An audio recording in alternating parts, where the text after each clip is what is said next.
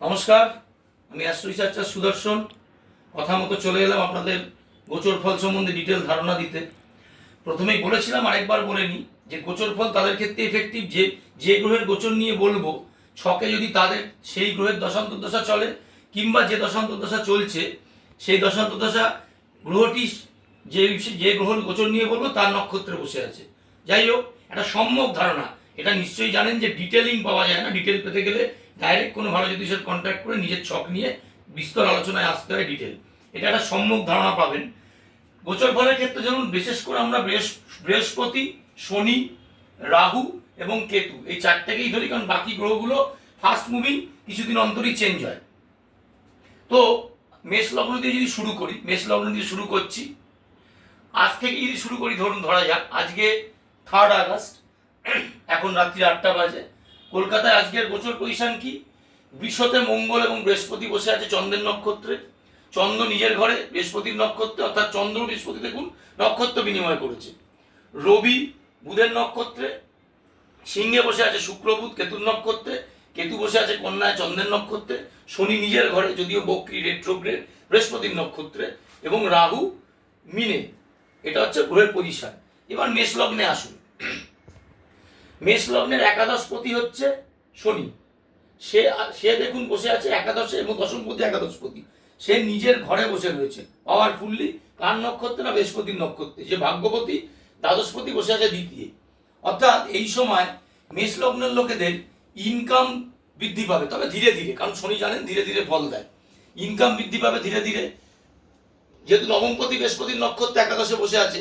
পৈতৃক সম্পত্তি জনিত যদি কোনো কোর্ট কেস চলে, পৈতৃক সম্পত্তি এতদিন প্রাপ্ত, এতদিন ধরে বাধা হচ্ছিল, তাহলে সেই সব দিকগুলো ক্লিয়ার হয়ে যাবে। পৈতৃক সম্পত্তি হস্তগত হবে, কোর্ট কেস জিতে যাবেন, কোর্ট কেস থেকে বেরিয়ে আসতে পারবেন। এবার তার সাথে যেহেতু বৃহস্পতি দ্বাদশপতিও, উক্ত এইসব বিষয় নিয়ে ব্যয়ও বাড়বে, আয়ও বাড়বে, ব্যয়ও বাড়বে। এটা হচ্ছে আচ্ছা। দশমপতি কর্মপতি একাদশে শনি বসে আছে। যারা চাকরি খোঁজ করছেন, চাকরি পাচ্ছেন না, তারা এই সময় খুব ফিক্সড ভালো সংস্থায় চাকরি পাবেন। বিশেষ করে বৃহস্পতি যারা ল নিয়ে করছেন, যারা একাডেমিক লাইনে আছেন, যারা গভর্নমেন্ট অ্যাডমিনিস্ট্রেটিভ লাইনে চেষ্টা করছেন, তাদের সাকসেস বেশি হবে, তারা বেশি সাকসেস পাবে। আচ্ছা, খারাপ দিক কি হতে পারে? গোচরে আসুন। রাহু বসে আছে দ্বাদশে, কেতু বসে আছে ষষ্ঠে। রোগ ধরা পড়বে না, ভুল চিকিৎসা হওয়ার সম্ভাবনা আছে মেষলগ্ন লোকেদের। সুতরাং প্রথমেই ভালো ডাক্তারের কাছে যাওয়া উচিত। গুপ্ত শত্রুতা কথাটা আমি ইউজ করি না, তবে এটুকু বলতে পারি, অফিসে কর্মের জায়গায় আত্মীয়র মধ্যে একটা হিডেন কনস্পারেসি তৈরি হবে।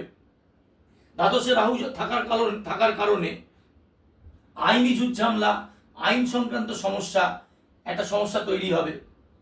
আবার ঠিক উল্টোটাও বলছি, যাদের পড়াশোনার ক্ষেত্রে, হায়ার স্টাডিজের ক্ষেত্রে বিদেশ যাওয়ার চেষ্টা করছেন, তাদের সেই সুযোগ আসবে।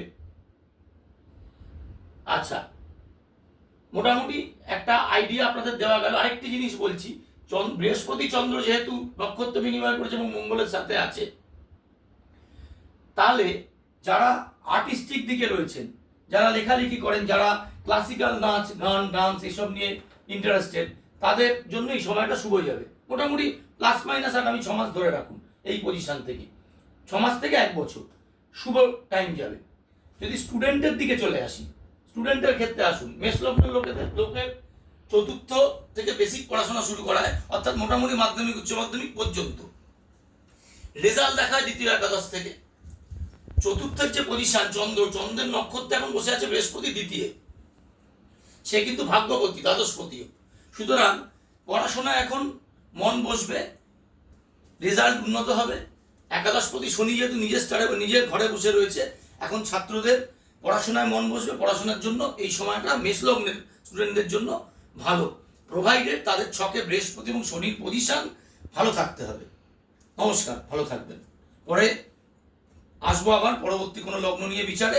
আমার পেজ ফলো করুন, শেয়ার করুন, বেশি মানুষের কাছে আরো পৌঁছে দিন। অবশ্যই লাইক করতে ভুলবেন না। নমস্কার।